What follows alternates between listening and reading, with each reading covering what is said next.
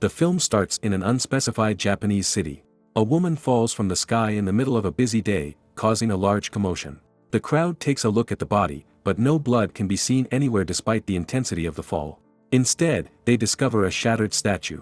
News outlets from all over the world report the outbreak of a deadly virus called acquired cellular induration syndrome, also known as the Medusa strain. This contagious disease is capable of turning people into stone. Multiple nations respond to the pandemic. The United States adds more military presence to its borders.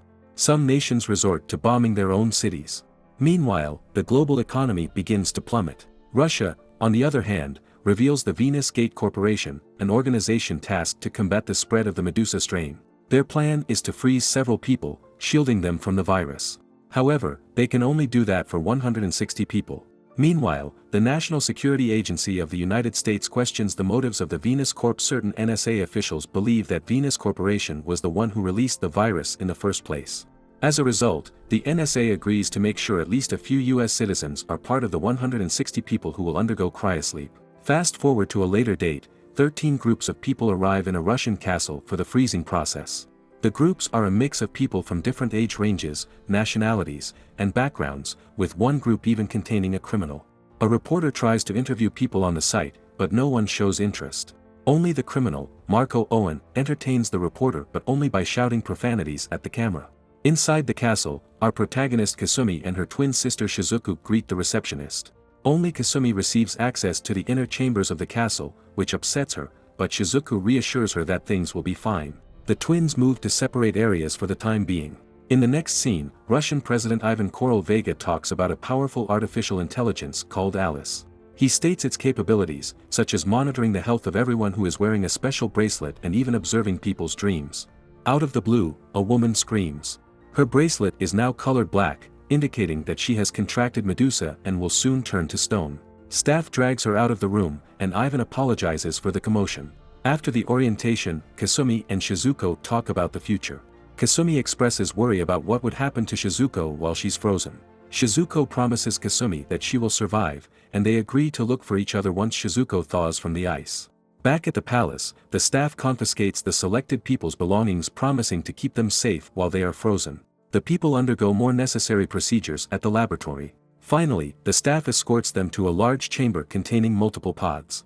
The scene ends with Kasumi going inside one of the pods and being put to sleep as Alice is talking to her.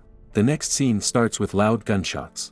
Soldiers are briefly seen firing at something in the dark. Then, the scene cuts to Kasumi waking up. The chamber is surrounded by vines. Shortly after putting on her glasses, all the other pods around her activate and open, releasing many people from their icy sleep. While everyone tries to figure out what year it is, a flying creature lands near Kasumi. It shrieks and startles her, causing her to fall. Luckily, she manages to grab a few pods on her way down, and two men break her fall. Suddenly, hundreds of the same flying abominations swoop down from atop the chamber and attack the people who just woke up. A stampede ensues, and everyone rushes to the elevator, but they cannot get it to open. When the elevator finally opens, everyone pushes each other with no regard for safety. Unfortunately, the elevator is actually a pit, and most people fall into it. At the bottom is a giant plant monster that devours everyone that falls. An old man named Alexandro manages to hang on to dear life, and a few people rush to pull him up. However, one of the people that helps gets dragged into the pit by the monster's tongue. The only survivors of the incident at the chamber are Kasumi, Marco the criminal, Alexandro, a scientist named Peter, a man named Ron, a woman named Catherine, and a kid named Timothy. All of them convene in a small room and talk about what's happening. They figure out that the outside world has been occupied by monsters and that the world is probably in an apocalyptic state. Marco and Ron get on each other's nerves, and a fight almost happens if not for Kasumi's intervention. After arguing some more, the group decides to make their way up the facility. While walking on a long path, a creature stalks them from above. After some time, the group ends up getting stuck with nothing but flowing wastewater. Alexandro starts rambling and engages in a screaming match with Ron. While this is happening, a large lizard-like monster appears from above, grabbing Alexandro and severing his head.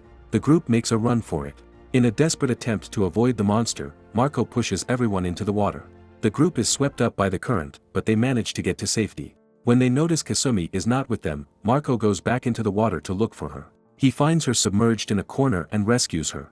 After rescuing Kasumi, the group stumbles upon more of the same lizard-like monsters, and they continue running. The group arrives at an area, and they stumble upon some guns. Ron and Peter start firing at the monsters chasing them. Marco almost gets attacked by one monster, but Kasumi distracts it by making a loud noise.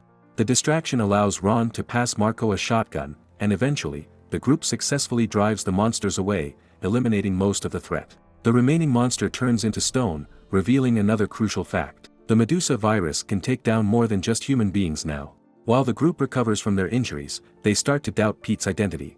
They question why he was able to wear a necklace when Venus Corp never allowed such an item into the freezing chambers. They also mention the fact that it was Pete who led them to the area where there were guns. Pete panics and grabs Kasumi holding her hostage. He exits the room through an elevator while giving the rest of the group directions on where to go next. At the elevator, Peter tells Kasumi about an entity he encountered that looked like her. She believes that Peter is describing her twin sister Shizuku.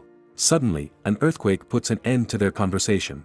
Meanwhile, the four people left behind make their move. Timothy and Catherine climb upward using the vines around them, being careful not to get the attention of the monsters. Ron shortly follows. When the monsters take notice, Marco shoots some flammable barrels and causes a series of explosions. Back in another room, Kasumi wakes up and hears a conversation between Peter and Marco. She finds out that the two know each other and have been deceiving the group all along.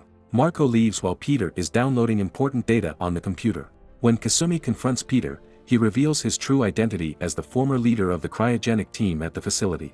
He explains to expose the truth to the world by revealing all the data gathered in that facility. Before Peter can hand over the memory card containing the valuable data to Kasumi, a monster appears. The monster decapitates Peter and tries to attack Kasumi. Fortunately, Marco comes back and rescues her. As they run from the monster, they find themselves at a dead end. No matter how many shots Marco fires at the monster, it doesn't go down. Suddenly, Ron and Catherine appear, throwing Molotov cocktails at the monster. Kasumi and Marco escape, but at the cost of losing the memory card. Kasumi, Marco, and the rest of the group reunite in a storage room. There, Marco reveals his true identity as a lieutenant tasked with infiltrating the Venus Corporation. He suspects that there is a cure for the Medusa virus somewhere in the facility. During the conversation, an earthquake happens to bust the door open and letting water flow inside the room. When the group tries to close the door again, they meet Russian President Ivan Korol. Marco tries to shoot him, but the group urges him to stop. Marco then reveals a secret passage behind the chimney, and he leads the group inside. While walking, Ivan tells a story about the time he met a kid named Alice who had a variant of the Medusa virus. Alice was different because she could manifest dreams into reality. Such dreams could prevent the virus from being fatal to her. Ivan confesses the atrocities he committed while experimenting on Alice. The group learns from Ivan that Alice is the cause of the current nightmarish situation at the facility. They also learn that Alice has taken over a new body, which happens to be Shizuku, Kasumi's sister. At the end of the path, the group discovers Alice's resting place. Out of the blue, Ivan pulls out a pistol underneath Alice's coffin and attempts to end his life. Fortunately, Marco successfully stops him. Another earthquake happens, and water starts flooding the corridor. Timothy starts running, shocking everyone. The rest of the group runs after him, but a monster blocks their path. Marco tells the group to go ahead while he deals with the monster himself. He is almost devoured if not for Ron's intervention. Unfortunately, Ron turned to stone after helping Marco. Marco catches up with Timothy, Catherine, and Kasumi. They discover that Alice has taken control of the boy's mind. Fortunately, Timothy returns to his normal self shortly after, and all of them manage to get to the surface by riding the rising water and emerging from a well. Together they gaze upon the castle covered in thorny vines. Marco discovers a helicopter and attempts to fix it. Meanwhile, Kasumi moves to a corner where she last saw her sister years ago. There she discovers a camera on the ground. Upon looking at the recorded footage where her sister is struggling, she puts two and two together and assumes her sister is still in the castle, so she sprints towards the castle. Marco tries to stop Kasumi from entering the castle, but the bridge collapses before he can do anything. Marco returns to the helicopter, fixes it, and makes it airborne. All of a sudden, Catherine points a gun at him, telling him to abandon Kasumi. She wants to start a new life with Timothy and become his mother. While all of that is happening, the castle transforms into a giant beast and sprouts wings. All of a sudden, Catherine starts coughing and losing strength. She accidentally shoots that gun, hitting the control panel. The helicopter spins midair, and Catherine almost falls off if not for Timothy grabbing her. Marco struggles to keep the helicopter afloat, and they end up crashing. Marco crashes through a window and falls inside the castle just inches from Kasumi. Timothy survives the crash, but sadly, when he turns to Catherine, she sees her petrified by the virus. Marco and Kasumi make their way to the top of the castle. Upon entering the room at the top, Marco finds himself in a battle with a hallucination of her deceased sister, Laura Owen. Marco struggles, unable to fight the woman in front of him. Nearing defeat, Marco realizes that there was a chip implanted in his neck that allowed Alice to gain access to his mind. He points his gun at his neck and shoots, snapping him out of the hallucination. After that, he promptly defeats the obstacle in front of him. Marco shuts down Alice's systems, but not before getting stabbed by a vine. In another part of the room, Kasumi sees Shizuku sleeping on the table. She tries to approach her sister but gets hindered by the vines in the room. The vines take the form of Shizuku and try to convince Kasumi to stop. Kasumi only manages to break from the vines after Marco successfully shuts down Alice. When Kasumi approaches her sleeping sister, she learns of a horrible reality. The one in front of her is not Shizuku but herself. Suddenly, Kasumi remembers everything clearly. A flashback reveals that Kasumi tried to end Shizuku and her own life moments before the freezing process. However, only Kasumi passed away.